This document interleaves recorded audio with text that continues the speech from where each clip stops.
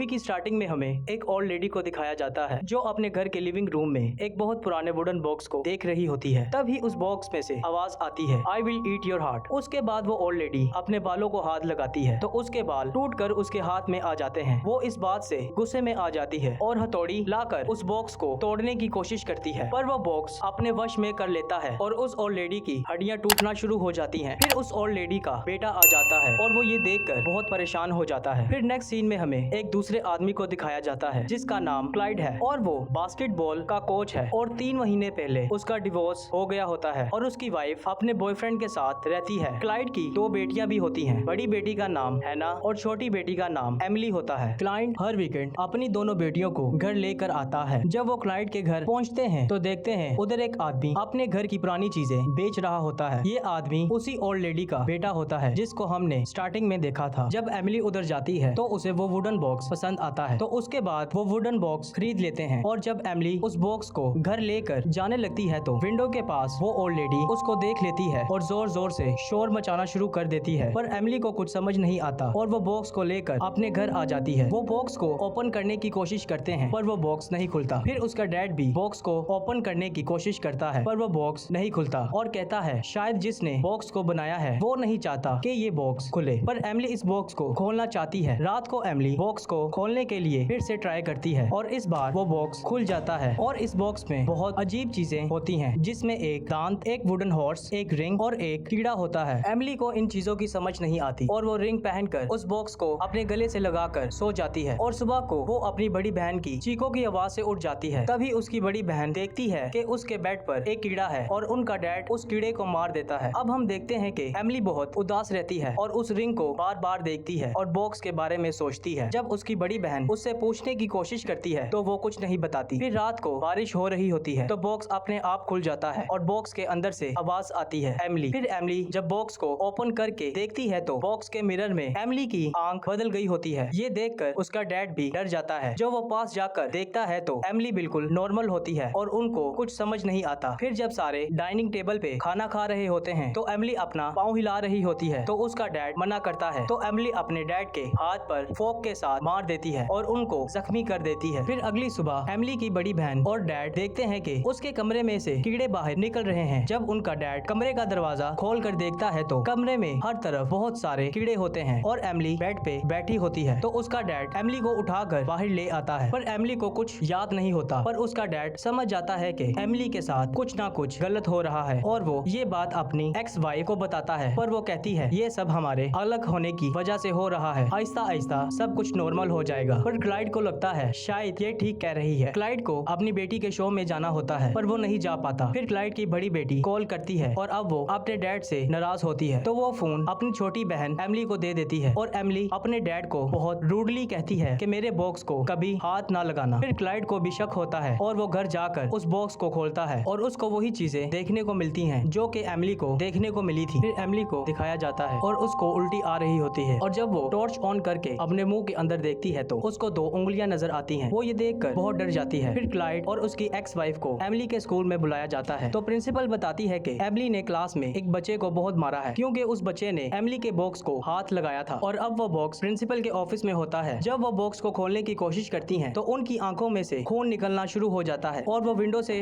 बाहर गिर जाती हैं और मर जाती हैं। फिर क्लाइड ये बात अपनी बेटी को बताता है पर उसकी बेटी एमिली को कोई फर्क नहीं पड़ता और वो अपने डैड को कहती है कि मेरे बॉक्स को वापस ले आना। उसके बाद उसका डैड उससे पूछता है कि उस बॉक्स में क्या है तो एमिली बताती है उस बॉक्स में मेरी एक दोस्त रहती है और उसके डैड कहता है मैं उससे मिलना चाहता हूँ, पर एमिली कहती है वो किसी से नहीं मिलती क्योंकि उसको कोई देख नहीं सकता और वो इनविजिबल है। और ये अब उसके डैड को समझ आ जाती है कि सारी प्रॉब्लम की जड़ वो बॉक्स है, इसीलिए वो बॉक्स को बाहर कहीं दूर फेंक देते हैं और घर जाते हैं तो देखते हैं कि एमिली का पूरा चेहरा बदल चुका है। तो अब एमिली बॉक्स के बारे में पूछती है तो उसका डैड कोई जवाब नहीं देता तो एमिली गुस्से में अपने डैड को बहुत बुरा भला कहती है। जब वो कमरे के बाहर अपने डैड के पास जाती है तो कोई इनविजिबल चीज एमिली को बहुत जोर से थप्पड़ मारती है तो एमिली को लगता है शायद उसके डैड ने थप्पड़ मारा है और एमिली की बड़ी बहन देख लेती है और उसको भी यही लगता है। उसके बाद एमिली घर से भाग जाती है और उसको वो बॉक्स भी मिल जाता है तो वो एमिली को डिफरेंट लैंग्वेज में कुछ करने का कहता है और एमिली बार बार नो नो कहती है और तभी उसके मुंह में से बहुत सारे कीड़े निकलना शुरू हो जाते हैं और एमिली बेहोश हो जाती है। एमिली के डैड उसको उठाकर घर ले आते हैं और एमिली की मॉम भी घर आ गई होती है क्योंकि एमिली की बड़ी बहन ने बता दिया होता होता है कि डैड ने एमिली को थप्पड़ मारा है। फिर अगले दिन ये कोर्ट में जाते हैं तो जज ये फैसला करता है कि क्लाइड अब अपनी बेटियों से नहीं मिल पाएगा। फिर क्लाइड उस बॉक्स को लेकर एक प्रोफेसर के पास जाता है जिसको इन चीजों का बहुत ज्यादा नॉलेज होता है। जब वो बॉक्स को देखता है तो बताता है ये बॉक्स बहुत पुराना है और इस बॉक्स को एक विलेज में बनाया गया था और वो इस बॉक्स में बुरी आत्माओं को बंद करते थे। और प्रोफेसर कहता है कि इस बॉक्स को कभी भी खोलना मत, पर उनको नहीं पता होता कि एमिली ने पहले ही इस बॉक्स को खोल दिया हुआ है। फिर क्लाइड घर आकर इंटरनेट पे सर्च करता है तो उसको एक बुक के बारे में पता चलता है जो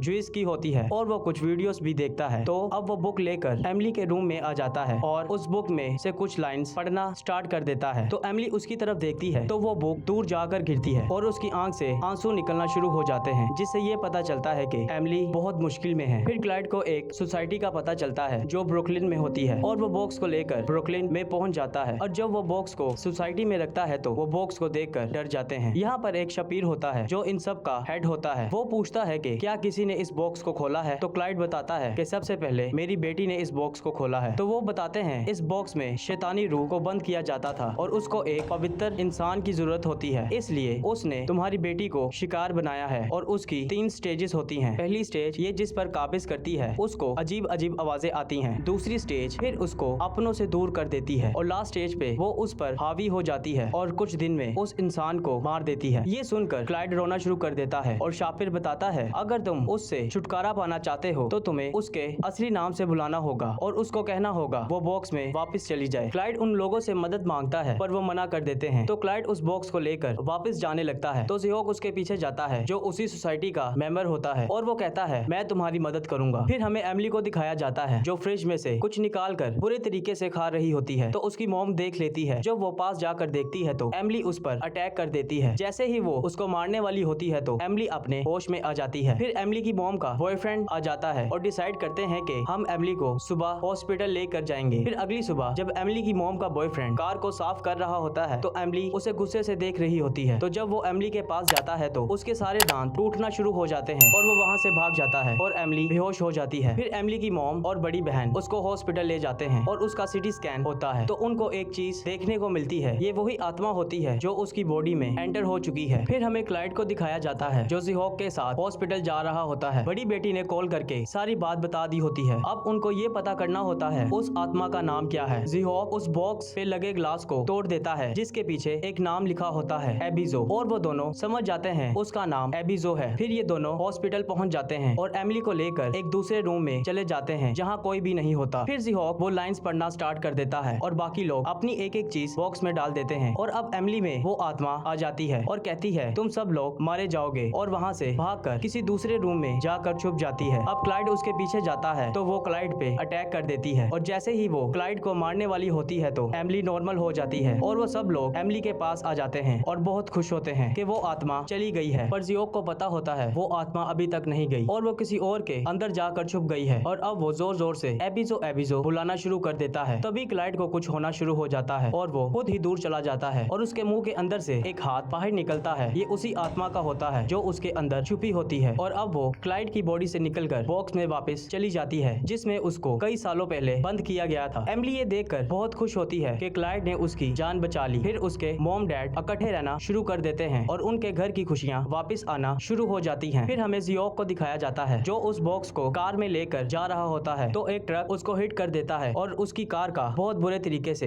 एक्सीडेंट हो जाता है और वो मर जाता है और वो बॉक्स रोड पे लवारिस पड़ा होता है और इसी के साथ मूवी का एंड हो जाता है।